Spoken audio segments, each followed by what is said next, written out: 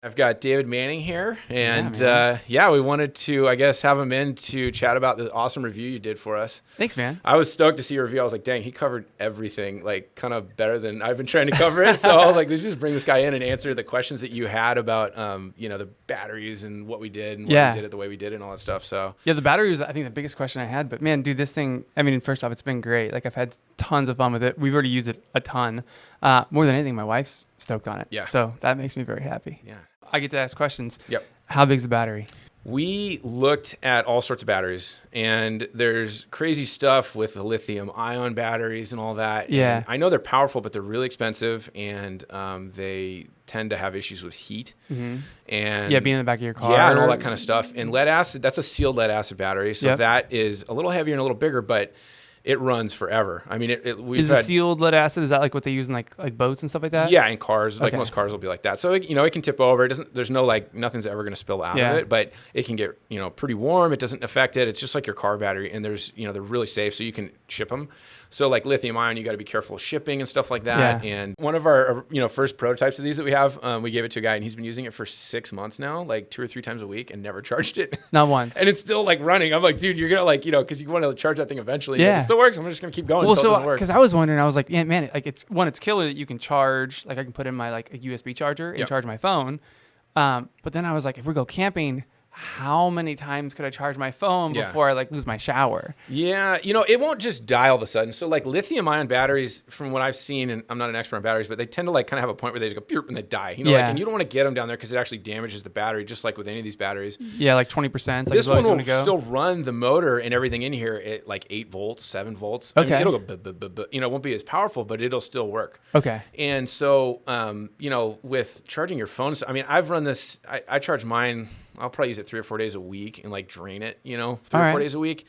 I'll charge it once every 3 months, maybe. That's crazy. If I forget and I leave it on. I've been charging mine like no, you don't need every to. few days. I've been plugging it in because I'm like, I don't want it to die. Don't need to. You just keep running it. And then we'll go camping and I'll run an air mattress off the, I'll open this up here. It's got the little 12 volt plug and then hopefully this one doesn't have any water in it. But so we basically, it's got the little 12 volt cigarette plug right here. So I'll fill my, air mattress off of that. I'll plug it in and run the air pump. And charge. You can charge phones. You can run camping equipment and all that kind of stuff. Yeah, dude. I just wish I was smart matter. enough to understand that, because then I could like mentally be like, okay, like if I could be like, okay, it's 30 iPhone charges full. Yeah. I can in my mind be like, okay, how many have I pulled? Yeah, we'll have to do some math on it. Someone that's watching, please do the math and throw that in the comments. That'd be super helpful.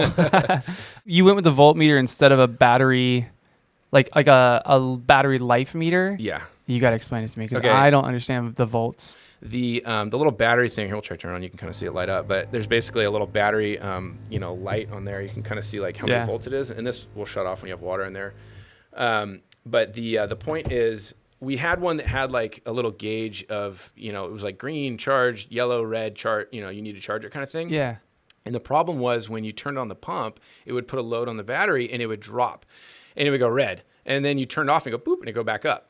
So that's where I was like, this is going to confuse people. Is that an issue with the lead acid battery? No, because the lead acid battery is still putting out full power. So what lead acid batteries tend to do is kind of like they maximum when your car, like, 'cause it's the same thing that's in your car. So we'll kind of go with that. Like your alternator puts out like 14 volts or right around there, Okay. So they'll take a peak charge of 14, and then when they settle and everything's off, they hold 12 volts, and they just hold it for like a long, long time. And then all of a sudden there's a point where it becomes too low and it can actually start to damage the battery. So the low point on a lead acid battery, from what the manufacturer told us, was like 10.5 volts or something.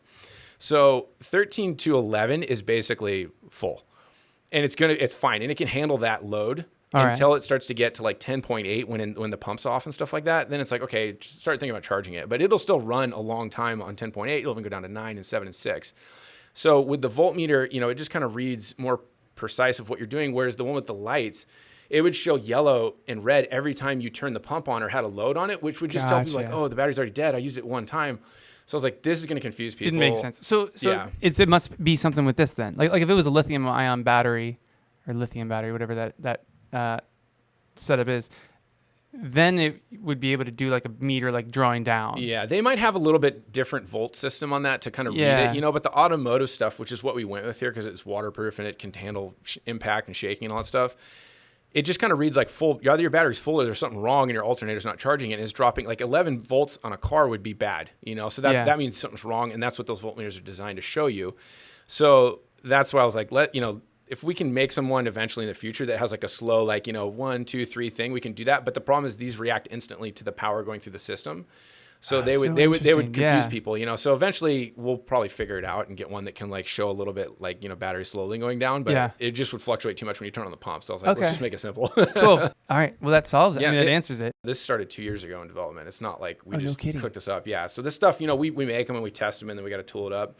So the idea was like if you wanted a longer hose, you could use this quick connect and attach this, or like in your van, if you wanted to run plumbing in your van, right, in a sink somewhere in your van, you could literally. This is standard quick connect stuff that you get at Home Depot. This comes out of here. It's hose thread. You could snap it on and have plumbing in your whole van. And this could be your shower system. This could be your sink. This could be all that. Yeah. So you could just leave this on and plug in the 12 volt to your 12 volt in your van, and it would always charge it and always be okay. And since it's a demand water pump, it'll shut on and off as you use the water. It's not just going to run the motor constantly. The motor will shut off when the water's not being used, even if this is on, and then it'll turn on when you start using the water, just like an RV works. Well, that would be clever as crap. I want to do that. Yeah. So, you just have this in the back and fill it up when you're ready. And then have a sink somewhere and just run some, flex hose or whatever. And be able to just run the quick connect real quick. And hook it up, and you don't have to do a full plumbing system. We talked to a lot of van guys, and they're like, dude, to run plumbing in a van could be like thousands. It's crazy how expensive I've watched all the videos on it. It looks like a nightmare, too. Yeah. And so we're coming out with an electric heater for this, too, that drops into here. And that heater will be able to put, I think, almost 20 amps into this, heat the water. And then we have like a little insulating sleeve that goes around this. So here's a good question. Yeah. So that heater that's going to go in here, is that going to plug into my 12 volt in my van? It can do that, and it can plug in on the back on the trailer hitch. Okay. Yeah, so then the other question is, if it can plug into my 12 volt in my van, can it plug into itself? No, because the battery's too small. Okay, so this battery is too small to be able to run the heater on it. Yeah, heating water's gnarly. So you know how big a car battery is? Yeah. So it would take an entire car battery to basically heat 2 gallons of water to from like 50 to 90 degrees. Okay. It's so much energy, it's unreal. So that's why we've had to kind of think of okay, here's how we can pull a lot of power but not pop a fuse and heat the water slowly or whatever. Electric heating is the future, and we're definitely gonna come up with some rad stuff here soon. Yeah, because that's a dream, honestly. Like to have hot water in the back of the van is right now what we're basically doing is we're just filling up as hot as we can at home. Yeah. I think it comes out of our tap at like almost like 125 or something like that. Yeah. We have our water heater turned up. And then it's great. Like it's like all day long we have hot water. Yeah. But dude, if we could just have that, it's just sit, because then I would never take this thing out of the van. That's the idea. Right now I'm taking it inside to fill it up and then to like do hot water with it. But then we could just keep it out there and just go pour more water. You could leave this plugged in and it would self heat, and the thing, it'll have a thermostat, so it'll actually, heat up to 104 and shut off. Okay. It won't just boil the water in there, and then it'll know when the water's low, so the heater won't turn on if the water's too low. And it'll keep the water warm all the time. And if it's insulated, if you're driving a road trip, like it's just going to be hot water always ready to go. Yeah. Instead of like gas, because gas systems, in a van is gnarly. You got to have an exhaust vent for burning propane, all that stuff. And if it's cold, you don't really want to be bumping, air outside like that. So yeah, we've kind of on the van, like been going back and forth, like designing what we're going to do. Because ours isn't to live in. It's just more like to have an adventure van, like to be able to take the kids to the beach and stuff like that. And we were looking into like all the propane options and I can't remember what the brand is, but there's a propane shower one that we're looking at, and I was like, propane inside of a closed vehicle. If it gets hot in there, there's things with it. So, the funny thing was there's a lot of shower systems out there that I've seen that are kind of funny. They basically took something on Alibaba and another thing on Alibaba and combined them and put their name on it. And like, this is our new thing. And it's like, you could build that yourself for, $150. Like those vertical shower heaters, those are like $100 on Home Depot, maybe $120. Okay, so yeah, those are the and ones you that could I go see buy a lot like of. a little janky shower, you drop it in the bucket. Those are like $39 on Amazon. Yeah, and run that orange one. Yeah, and then you've got that. I've tried that. Yeah, you've got that. So that's what you have, but it's very low pressure. You don't hold the water anywhere. You've got to run all these things and hook up all these hoses, and we're trying to make stuff so it just like it plugs in and it works, and it's thought through instead of just rushing and going, hey, let's band-aid this crap together and make some system. Like we're really trying to go, okay, what in the future is going to happen? And I like to pick your brain about vans too, because I've been looking. Well, I'm such a noob on it, but I'm already at a spot where I'm realizing all the like you just have to think through everything. Yeah. Like my wife keeps going like why haven't we done more on the van yet? And I'm like, babe, I have to plan it. Like I gotta go all the way through the plan and make sure it looks before I start this. Otherwise, we're gonna get here and then have to go backwards to. undo something to be able to run wiring or something. So it's intimidating, but everyone's into it. You have a Sprinter? Sprinter, yeah. Okay, yeah. We're at a spot. My wife wants ours to look more like like house, like Instagram wants the Vandal. I want it to be like really usable, just because like we did the same thing where we have like the one row in there and then back. So the RinseKit now is like in the back corner, and the idea is that I'm gonna build a bench. Like ours is gonna be like 2 benches that face each other.